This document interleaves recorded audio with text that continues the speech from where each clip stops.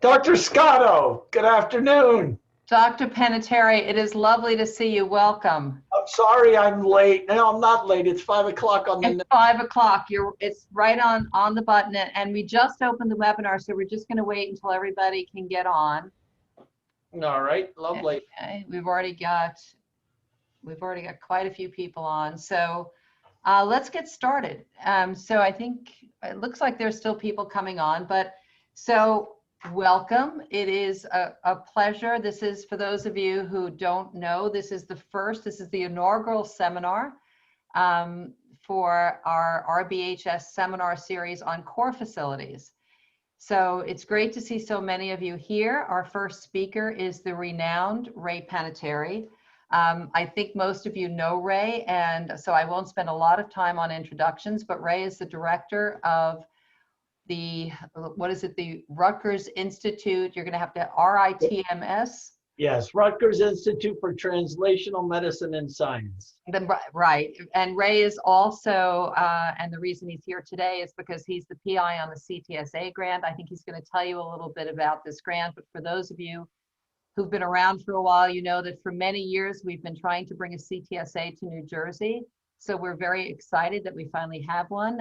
It's a phenomenal award. It's really transforming the way we're developing the infrastructure. So it's for clinical and translational science. Ray's going to talk about a lot of that today. Ray, if you would just spend 1 minute first, I don't want to embarrass you by throwing in all the accolades, but Ray is also a world-renowned scientist. He's had a lot of firsts in his career, and he also sees patients with pulmonary disease. So he's, one of those, I think they call them triple hitters.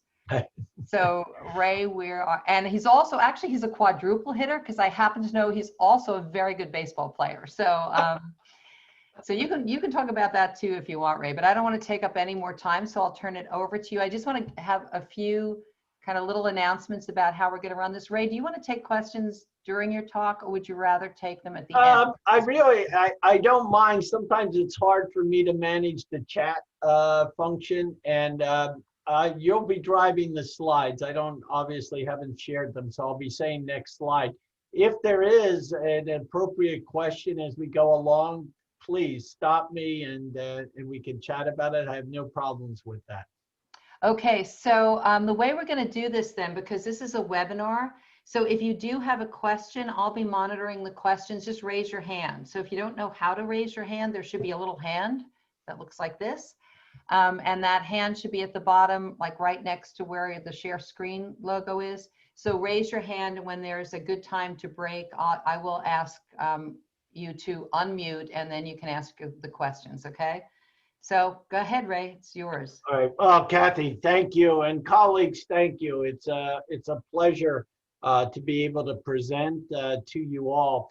This seminar series is about cores. And one would wonder, well, what's the CTSA hub have to do with cores? Well, let me tell you that really this grant is all about service to the community, to build platforms for translational and clinical science. That's really the critical piece. The title here is An Evolution of a Revolution, because we are at the nexus of a revolution in medicine, where the focus is now on precision medicine and even precision training, to coin a phrase, with regard to translational and clinical science. Now, everything I'm going to tell you today can be found on the website, njacts.rbhs.rutgers.edu. So if I get boring, click on the website, go through the website. There's a lot more information than I'm going to share in this 40 minutes or 45 minutes. Next slide. So what is our objective? What is the objective of the CTSA? And that is the Clinical Translational Science Award. I'm going to be talking about the role of the CTSA in promoting translational and clinical research. I'm going to identify the core services available to NJACTS and characterize how we view some of these models in the development of chronic disease therapies. Next slide. Next slide. Yeah. Well, this is one of the largest grants that can be written at NIH. And this is our home, the home of the RITS, the M is silent, Rutgers Institute for Translational Medicine and Science, is in the Child Health Institute on French Street in New Brunswick. And what I took a photo of are our grant. Because it was humbling when we first submitted this to realize that 8-inch binder represents the entire submission of this grant. And that is double-sided, by the way. So it was 4,350 odd pages that we had to put together to compete for this grant. Next slide. So what is the CTSA? The CTSA is funded solely by one institute, and that is NJACTS. NJACTS is the funding institute, and it represents one of the largest platform grants that NIH provides. It has 5 goals, 5 goals. Train and cultivate translational science workforce, engage patients and communities, integrate special and underserved populations in clinical translational science across the lifespan, increase the quality and efficiency of clinical translational science research, especially multi-site trials, and advance the use of cutting-edge informatics. Those are the 5 goals. And they span the continuum of translational science. And these boxes represent the translation. We go from petri dish at the bench to translation to humans. Now, you could even overlay the phases of clinical drug development here, and this would be preclinical, would be basic research. Translation to humans could actually be phase 1. Translation to patients would be next. That would be phase 2, 3. Translation to practice is to change policies. And lastly, translation to the community talks about actually getting community involvement even in the global community. It is the largest infrastructure and training award that is given from NIH. Next slide. Again, njacts.rbhs.rutgers.edu. That's the website. So what is NJACTS? That's our name for our CTSA hub. It's an alliance of NJ academic institutions with partners from industry, clinical, state, and community. It's based in our institute, the Rutgers Institute for Translational Medicine and Science. It is mandated to have 14 cores. Each of these cores are service cores, and I'm going to go over those because this interfaces directly, hopefully, with your interests. Now, beyond the cores, which are all service, we have 2 career development awards that are companion awards. Career Development Award is a KL2. The K-Series grants are for junior faculty, those individuals who have a faculty position, funds 2 years, 80% salary with $25,000 in laboratory supplies. So think of this as a K08, K23, K99, R00 for 2 years. It's institutionally determined. We have some fantastic K awardees that we're very proud of. The Institutional Training Award, which Kathy Scotto is the director, is a TL1 with 8 combined pre-doc, postdoc slots. And again, these are competitive. The RFAs go out every year. Our grant was in the middle, sort of the low end of middle, with $29 million from NIH, with a voluntary commitment of the institution, bringing us to $45 million investment over 5 years. So this is really an unbelievable platform. So you might say, well, Panettiere, who did we compete against? Well, we competed against 52 other sites that have CTSA hubs, and we were fortunate enough to be the first time ever in New Jersey to get a CTSA hub. In our immediate area, Manhattan has five. Philadelphia has one. Pittsburgh has one. Harrisburg has one. So it is really a very special award that can transform an institution. Now we have partners. Next slide. Next slide. Okay, our partners are going to represent Princeton, NJIT, and Rutgers. These three alliance partners are very important, and it allows us to call this a statewide intervention. And we'll touch on that because each of the cores have co-leads from our alliance members, which is very important.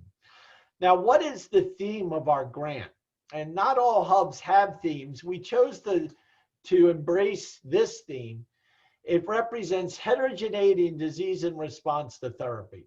And the paradigm is shown here. Every disease we know of is not a singular disease. Diabetes, congestive heart failure, asthma, COPD. These are myriad diseases packaged with an imperfect name.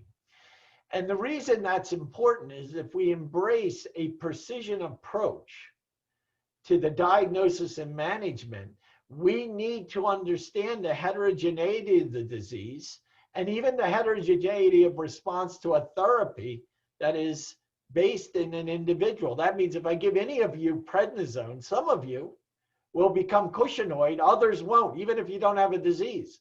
That represents a heterogeneity of response to therapy. Now, in this diagram, I show a stylized approach. If I had a new diagnostic test, I can refine the heterogeneity of disease by calling it subtype A, B, and C. But I will only identify one subtype. The other subtypes offer another opportunity to be recycled. After I determine a subtype, I can look at targeted precision therapy, looking at clinical outcomes. But remember, on the right side, there's heterogeneity of response to therapy.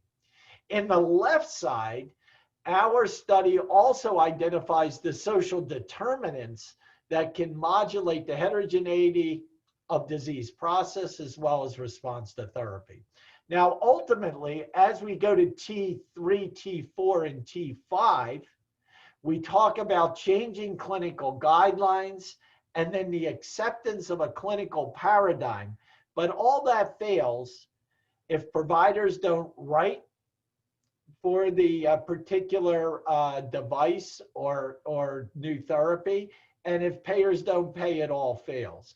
So you can see that this stacking response to impact on health is quite complex. Next slide.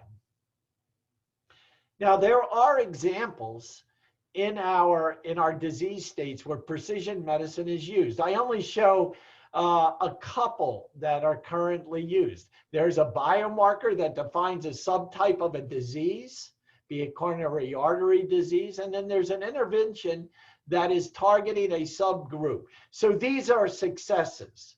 Cancer has a fair amount of successes, but I would wager to say that even in cancer, and certainly among other disease states, we are in the infancy of precision medicine.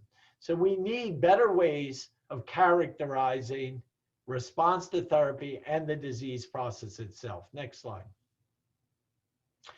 So here we are. You can see that NJACTS, that's the New Jersey Alliance for Clinical and Translational Science, touches Princeton, NJIT, as well as virtually every core, including, and unfortunately, Yoshi is at it, so I did recognize that, all the institutes and centers, as well as the clinical institutions, including RWJ Barnabas Health.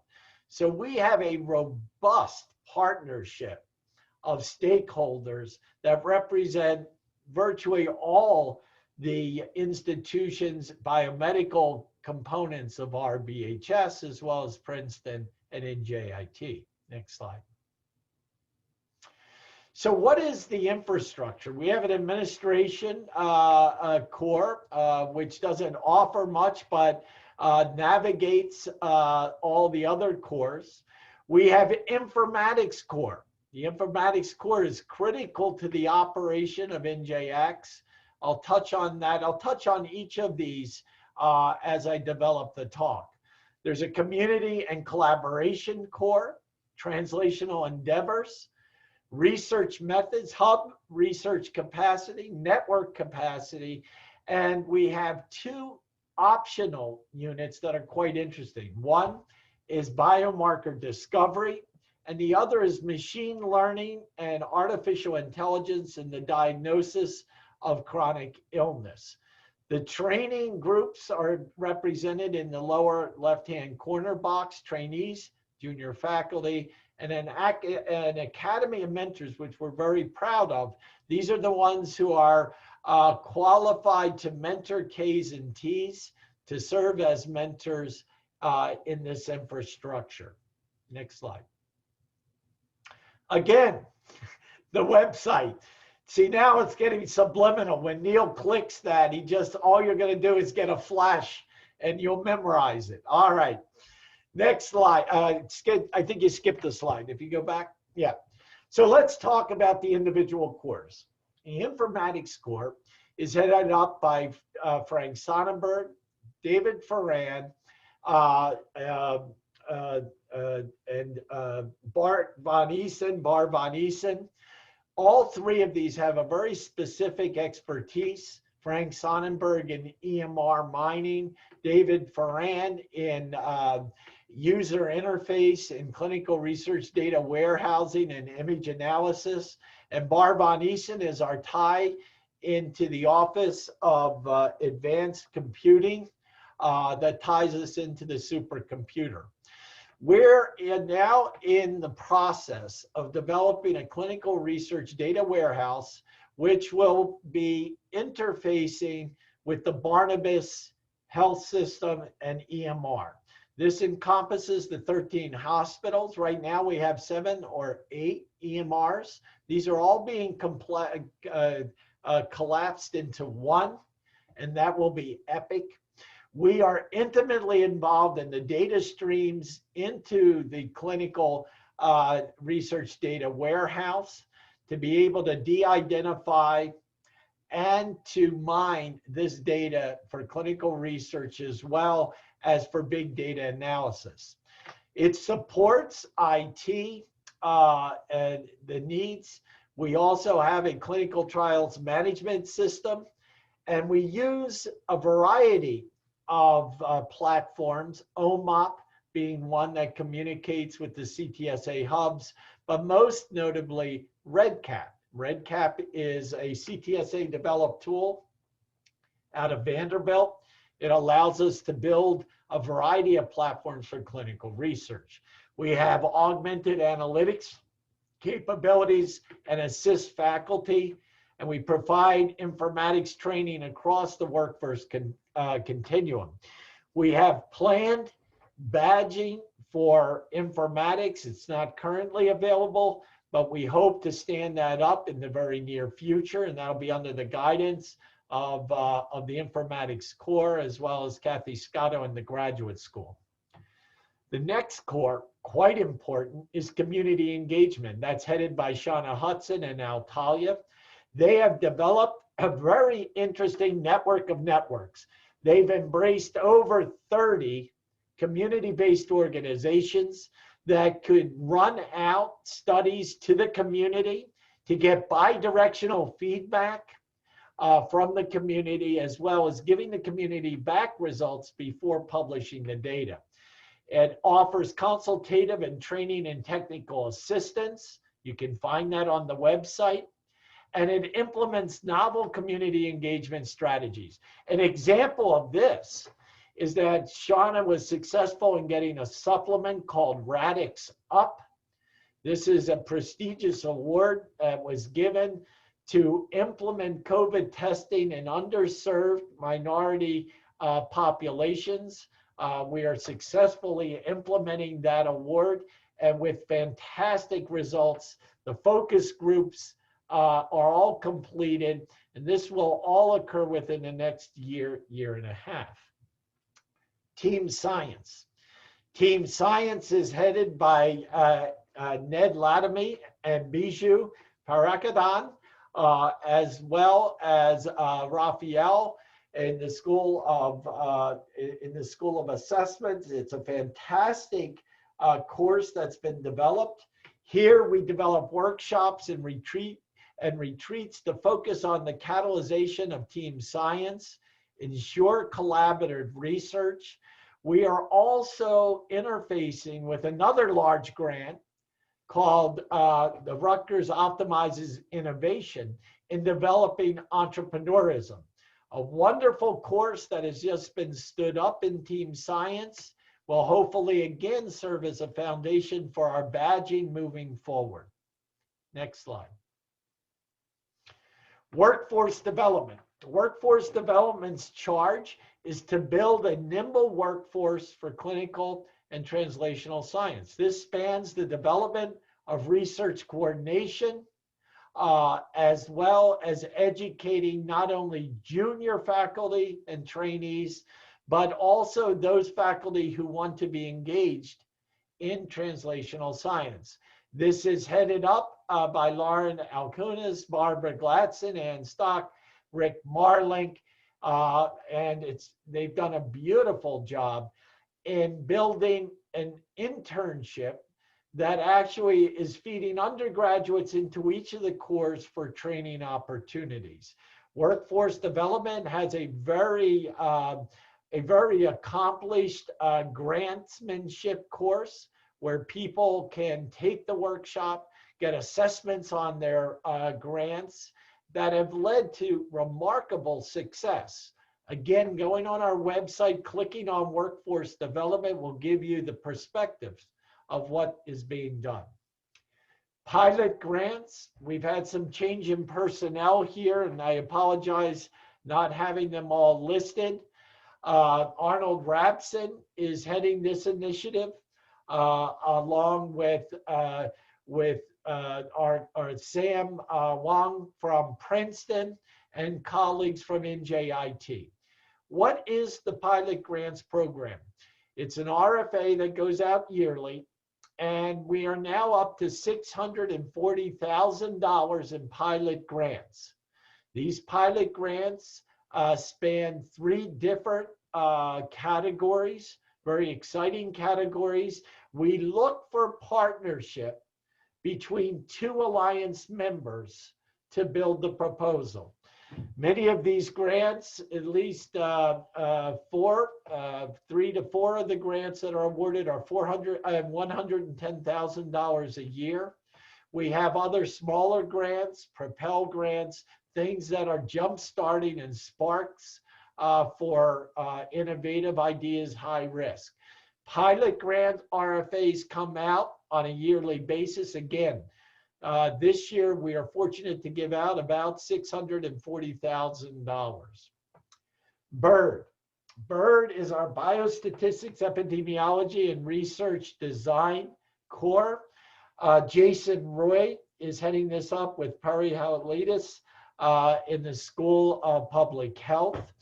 It is a soup to nuts consultative service for biostatistics. Biostatistics not only for bench scientists and looking at ANOVAs and COVAs, but also in more complicated biostatistics around adaptive design and clinical research. They are also Uber users of REDCap. We have an ongoing epidemiology biostatistics workshops. These are immortalized. Keep your eye out for these. They're very well attended. They provide state-of-the-art design and biostats support for trainees. These consultative services are free. Initial evaluation is free. And then as you develop your projects, we look for funding and biostats support for your individual projects. So again, BIRD is doing a lot with REDCap, exciting core. Next slide. Here is just an example of the intricacies of workforce development. I'm not going over all the boxes, but it really talks about shadowing experience, experiential learning, scholar certificate programs, including badging, graduate, postgraduate education, including a master's in clinical and translational science. Lots of new opportunities and exciting programs that are stood up virtually every week. So again, going to the website can show you what is available for your own career development. Next slide. So let's move on to other cores. We will shortly have a revised regulatory knowledge and support website that will allow you to click on and easily access how to write an IRB proposal, how to get feedback on your IRB proposal, how to write an IND, how does one embrace clinicaltrials.gov, and we've tried to streamline and harmonize this core. Selena Galinas and Judy Neubauer are the co-leads. We will have navigators that'll help one work through this entire process. So it's very exciting opportunity. I see one message, will the Masters of Clinical Translational Science be available for residents? Recognize this is an intensive master's program. So depending on how the residency is structured, it's at least 1.5 to 2 years. If that can be fashioned into your residency, it's certainly plausible. And I think Dr. Soko Setaguchi and could be a point of contact to give you more details. The Regulatory Knowledge and Support Core will also be standing up a scientific review board, which will assess the quality and content of one's clinical research project. The reason for this is we want your project to be the best before it goes to the Rutgers IRB. If we can do that, we can ensure the harmonization and streamlining of the entire process. Next core, special populations. This is headed by Steve Crystal and a variety of other colleagues, both from NJIT as well as Princeton. And this is an access to big data using large databases like CMS, Medicare. It also can facilitate the study of residents of correctional institutions, since, as many may not know, is the 28,000 inmates in New Jersey are cared for by University Behavioral Health physicians and primary care.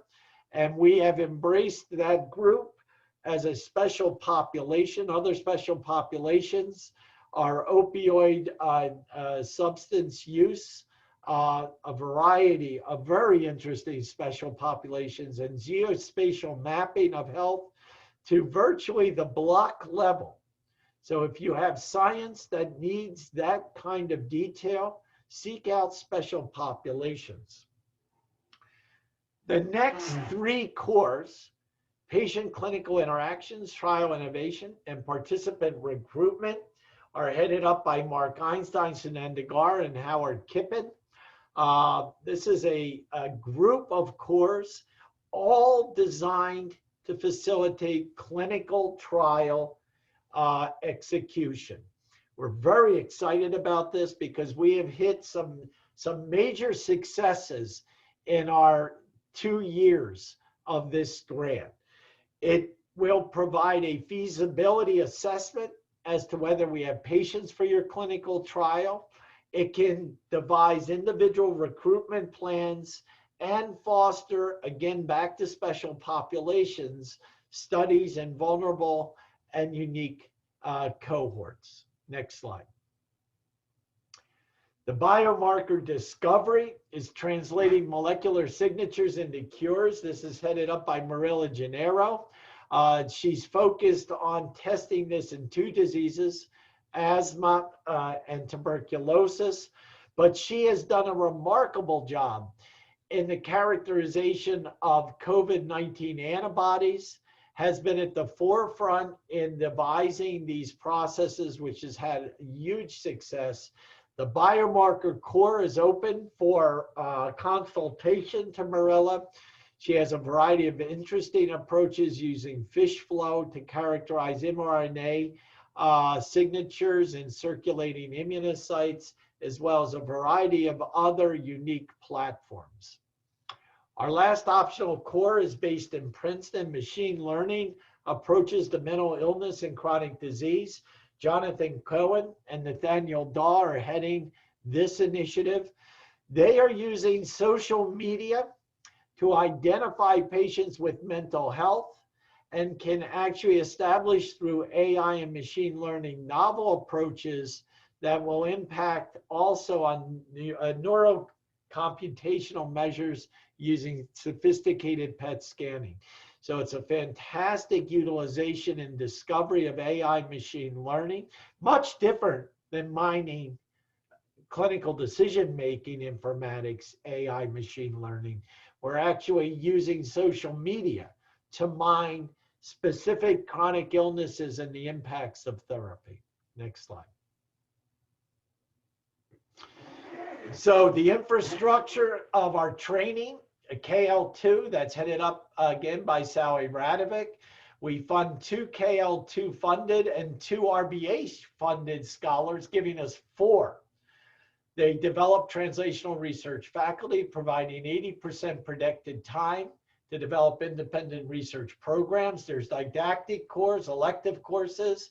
The KL2 can also foster a master's in clinical epidemiology, a lot of mentoring. The date for this application, this was last year's date, will be announced as we move forward. The TL1, headed up by Kathy Scotto, has 5 trainees and up to 8 at times, pre and postdoctoral programs, has formal didactic lectures related, again, to translational science. The T award is a funding of salary, much like any F award, with deliverables in the program. And Kathy can give you details there. Next slide. Again, that's our website. Next slide. So what does NJACTS mean to you? Well, this is what it means. First of all, we're an elite group.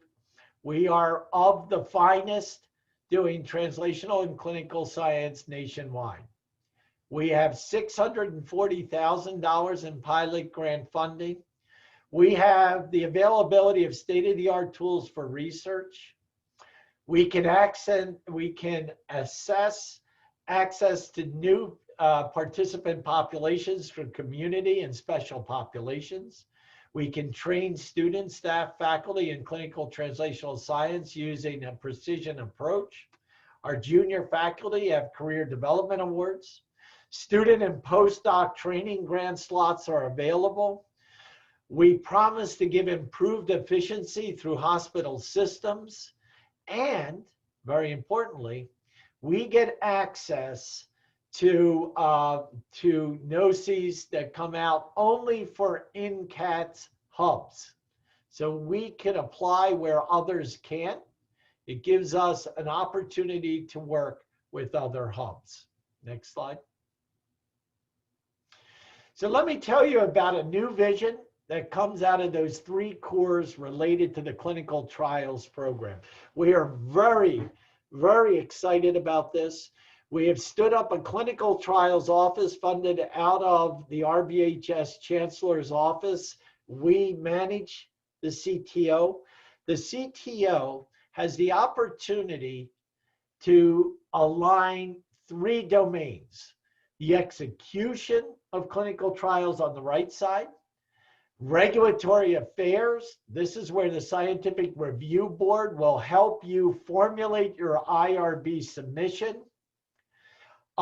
And lastly, our business office can help with contracting. Much of the CDAs that were done centrally at Rutgers are now done for clinical trials in this office. We have our own contract lawyer who can help facilitate the contracts. And you can see all three of these domains come under one office. Nancy Riley is the director of the CTO office, incredibly accomplished individuals. Each and every one of these now will facilitate and harmonize. This will not delay your approval to get a clinical trial stood up. What it will allow is you to be more efficient in finding participants for your study and doing it in a cost-effective way. We are not an IRB.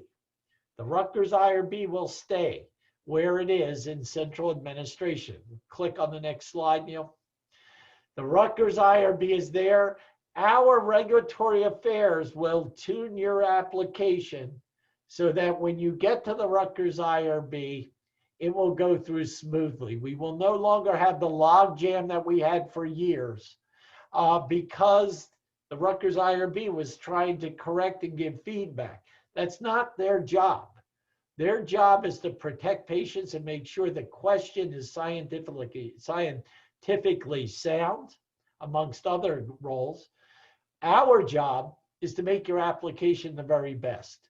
We now have an infrastructure to allow that to happen. Next slide. This just shows you the process. There's yes, no decisions made in that one group. I'm not going to go over this, but if you are proposing human subjects research, I highly recommend you seek out the clinical research unit. We have 5 of them across the campus. They are now all under this one umbrella. There is one in pediatrics and adult at RWJUH. There's another in Newark.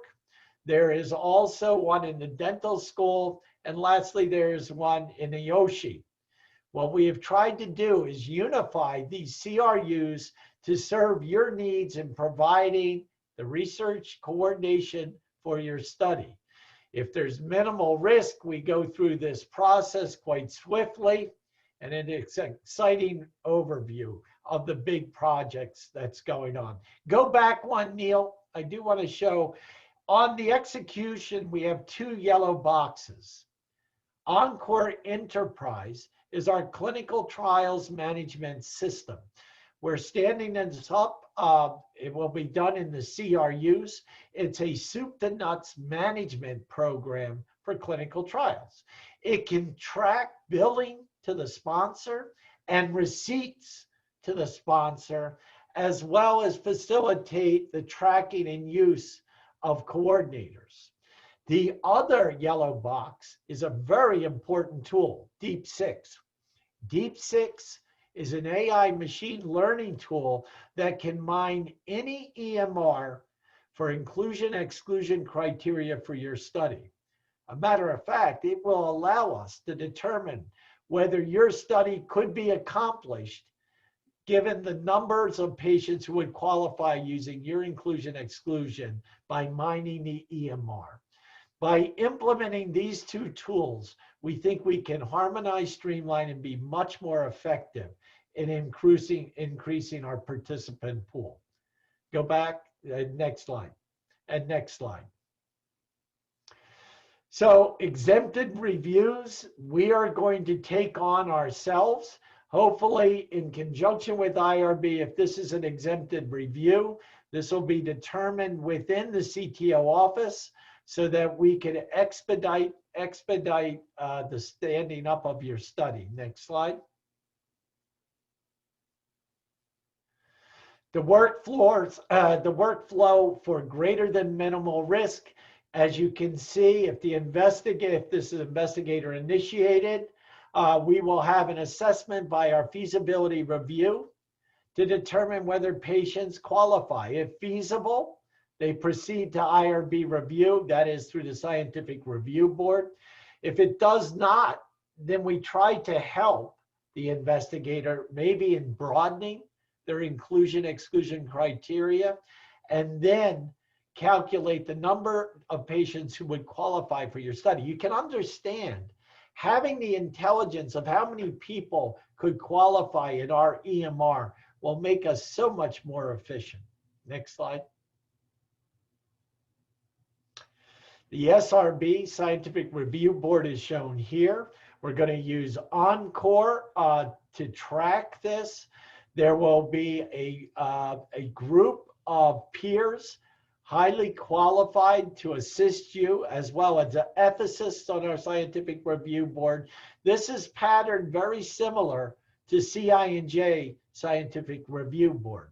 We will also have members of BIRD, our biostatistics group, who can assess the quality of the statistics. If everything is according to what we hope, the quality, then it proceeds to IRB, central IRB review to facilitate it. If not, we then have another iteration to help you refine your proposal. Next slide. Again, don't forget, there are 2 training opportunities, the KL2 and the TL1. I really strongly, for trainees listening to this talk, seek mentors to help find out how you can facilitate this wonderful opportunity. If you get 2 years on the KL2, you still have 3 years on another K, be it a K99R00, K23, K08, or K03. So you have lots of opportunities to protect your effort and to get some funding for your grants. The T grants are those grants that will facilitate your career development as an independent investigator eventually. Next slide.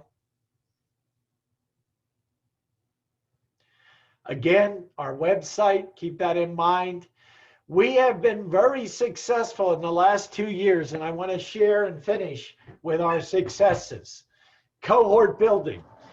We, in February, had the realization to build a healthcare worker cohort that I did with my colleagues, Jeff Carson and Marty Blazer. Together, we were able to build a cohort where we went from conception of the first study to fully recruiting the healthcare worker in 60 days. 60 days. Now recognize what that means. We just had the idea, didn't have a protocol, wrote the protocol, engaged the IRB, and fully recruited 840 healthcare workers at across our institutions in that time frame. We took that and expanded it to a Robert Wood Johnson University Hospital screening, where we included a total of 5,200 participants, and we have amassed 27,000 biosamples that are well curated in conjunction with RUCDR as our biorepository. We're establishing a community-based approach for COVID-19 testing in vulnerable populations. That will include 1,000 individuals that will undergo community-based education in a usual fashion. Another that will be enhanced by having healthcare workers' homes be serving as ambassadors for community engagement and increasing our COVID testing. We've just in the process of submitting a supplement for a mother-child diet and predicting allergic diseases, collaboration between NJACTS, the University of Illinois Chicago, and UNC. We have provided biospecimens to RUCDR for the first EUA COVID saliva testing. The testing that was done were on our samples that RUCDR became the first nationwide EUA for testing.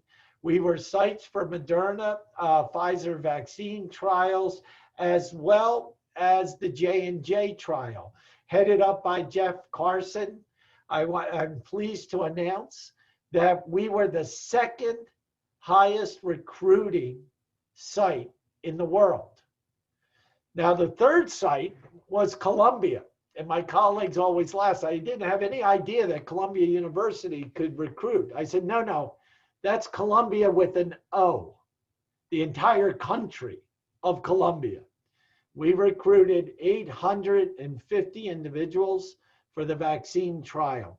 We are sites for Active 1 and Active 2, which are CTSA-based adaptive design immunotherapies in COVID, and we have currently 18 other COVID-19 trials.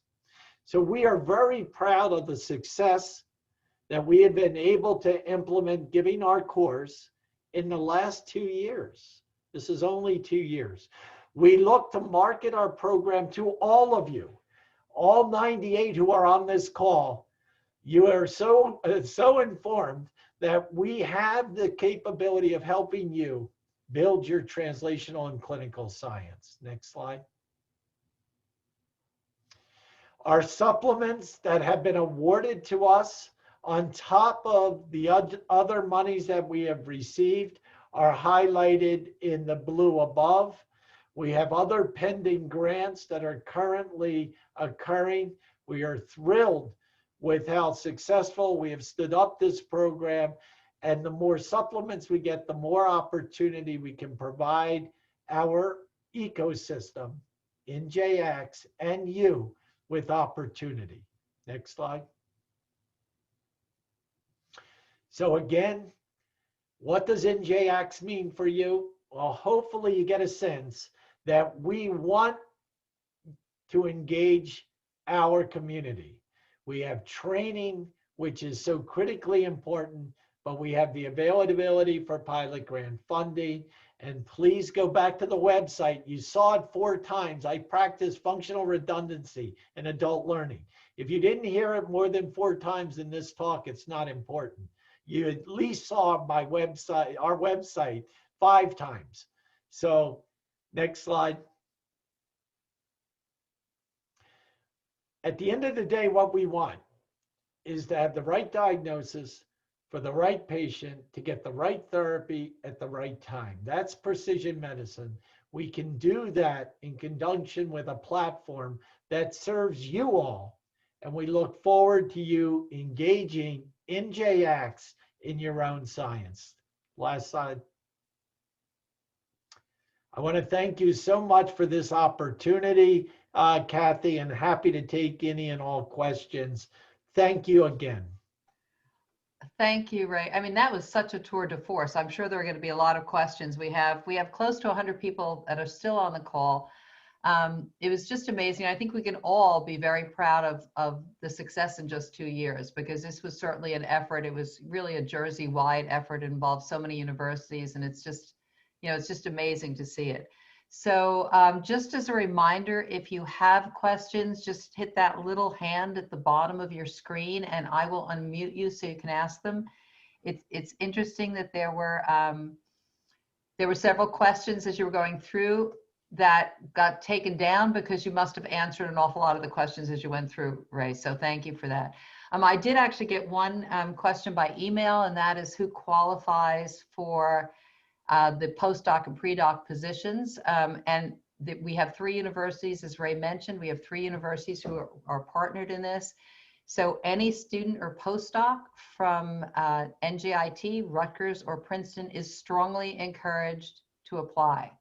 We'll be sending the RFA out probably within the next month. You can email me if you have any more questions. And then right before we go to open up for questions, I would imagine one question, Ray, that a lot of people have, since there was so much information here, is if something struck me, if there was one core that I'm really interested in, yes, there is a website, but how should I get in touch with the core director? Should I get in touch with you? What's my next step? Yeah, so very good question. If you go to the website and click on any of those cores, it'll directly lead you to whom you should ask your questions. Some of these will have navigators behind them. Others will be a direct contact to the co-leads. So, and by the way, Chris, I saw your email or your chat. This is being recorded, and I hope it can be enduring. So if anybody's interested in the content and specifics, you can play back through this.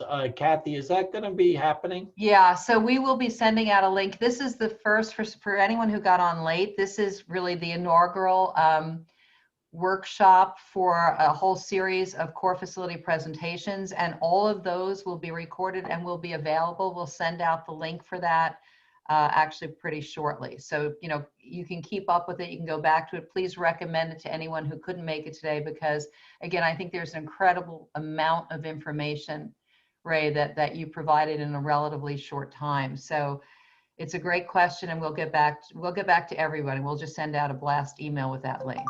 Yeah, I think there's one about what do the pilot awards fund? They fund projects that could be very diverse, frankly. They could be wet lab research, they could be dry lab research, they could be device studies. They don't have to be innovations, you know, leading to inventions.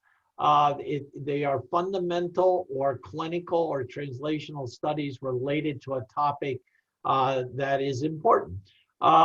There are 3 categories. We have a Propel grant, which is like $40,000, high risk, high gain. There are the traditional clinical and translational science pilots, $110,000. Those do require partners. So you need to seek a partner either at NJIT, if you're from Rutgers, or from Princeton. You do need to have a partner. And the last category is one that's very interesting, and this is it's sort of an impact grant where you get a member of industry to give in-kind money, and we will match that in-kind money up to, I believe, $50,000. So here, what we're trying to do is build industry, biotech interests, and build that within the alliance. So I think that that's really very important. So those are just some of them, but again, go to the website. You'll find the specific regulations and requirements.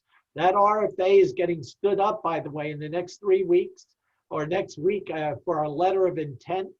If you're chosen to submit the full grant will be due a month later. It's only a 5-page grant. So think of this as no more extensive than an R21. It's 5 pages, but some of these do require partnerships, Kathy. Great. So another question from Carrie: do the students or postdocs have to be U.S. citizens? So there are 2 answers to that. Because this is NIH funding, in order for them to be funded from the grant, yes, they do have to be U.S. citizens or green card holders, permanent residents. But we are developing what we're calling a community of practice, because we recognize that there are many more postdocs and pre-docs than we can fund from this grant. And that will probably be stood up fairly shortly. We're doing it kind of ad hoc now with a few pre-docs and postdocs who've come to us and asked for help.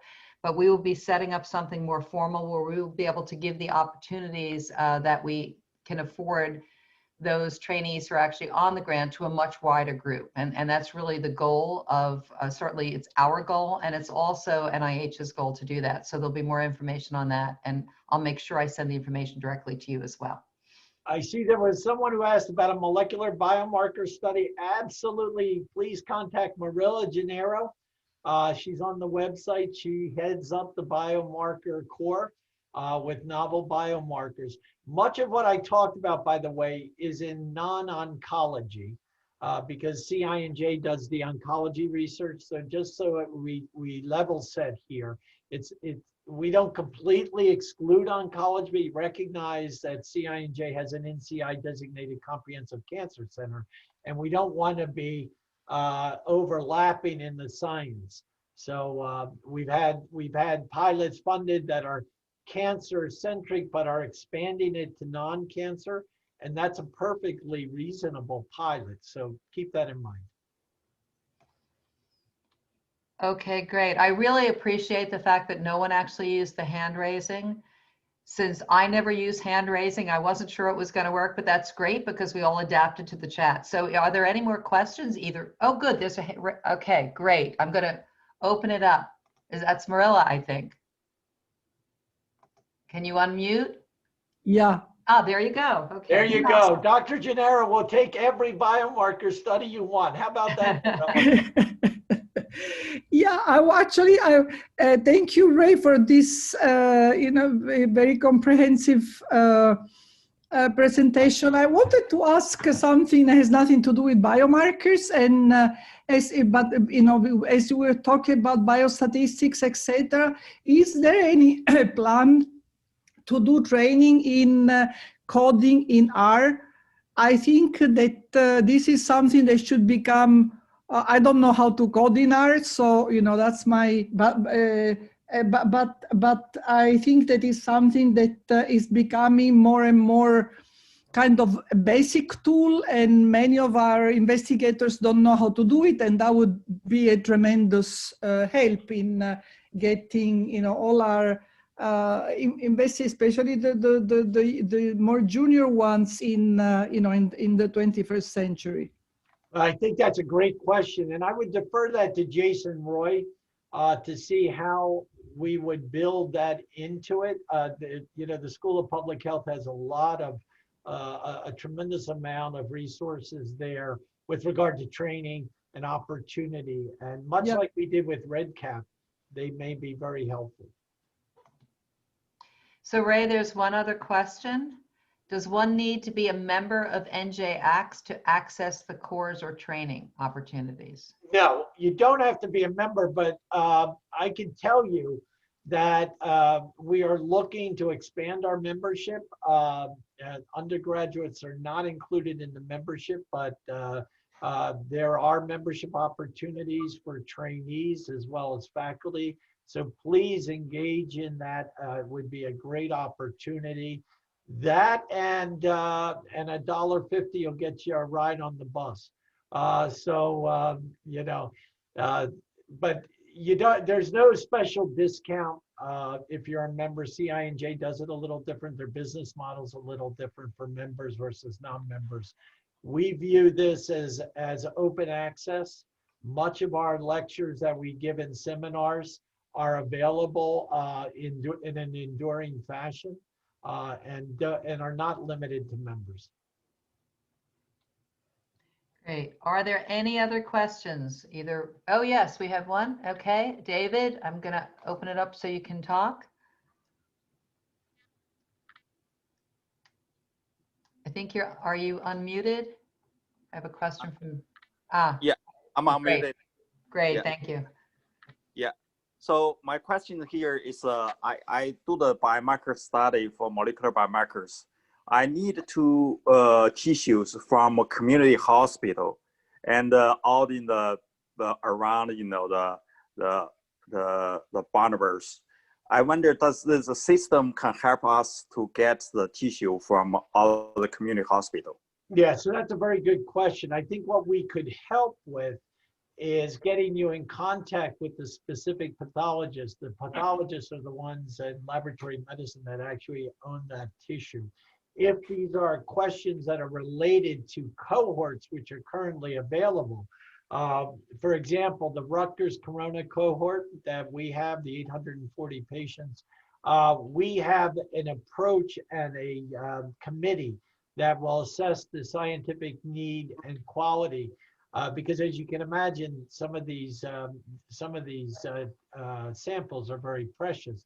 They're all aliquoted, but there is a way, and Emily Barrett at Yoshi is helping orchestrate that if this is COVID work. If you're looking at solid tissue, we don't have that accessibility. That tissue would have to go, you'd have to make a plea to the pathologists and laboratory scientists at the individual hospital. Okay. Actually, I'm a pathologist.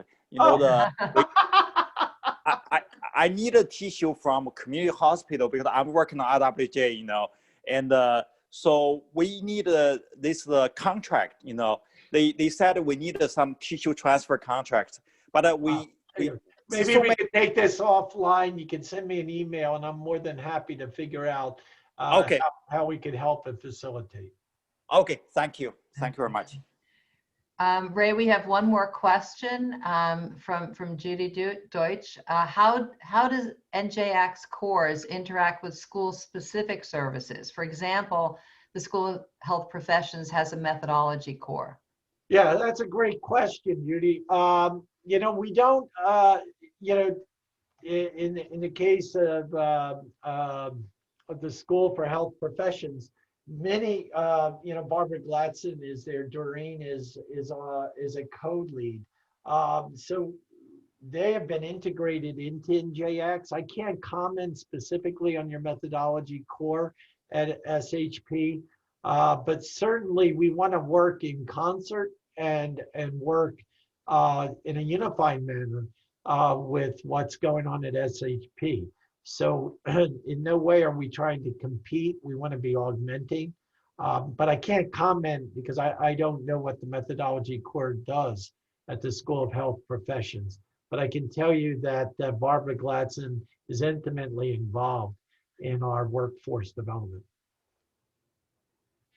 Okay, all right. It doesn't look like there are any more questions. Ray, again, this was fantastic. There was so much there. I'm sure you're going to be getting a lot more questions. So check your emails. Well, I want to thank you all for standing up this. I think it's incredibly helpful that we've been able to get 100 people at dinner. So thank you. I really appreciate it. Have a wonderful evening. Thanks. And thank you, everybody. Hope you come to our next one. Keep an eye out. Thanks, everyone.